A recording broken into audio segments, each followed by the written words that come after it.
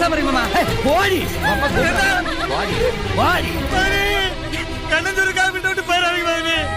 நீங்க 2 பேரும் சந்தோஷம் வாழ்ந்தாங்க. அப்பா கல்யாணம் பண்ணி வச்சு என்ன காலை கட்டி 2 பேரும் பிரிஞ்சு போயிடாதீங்க மகனே.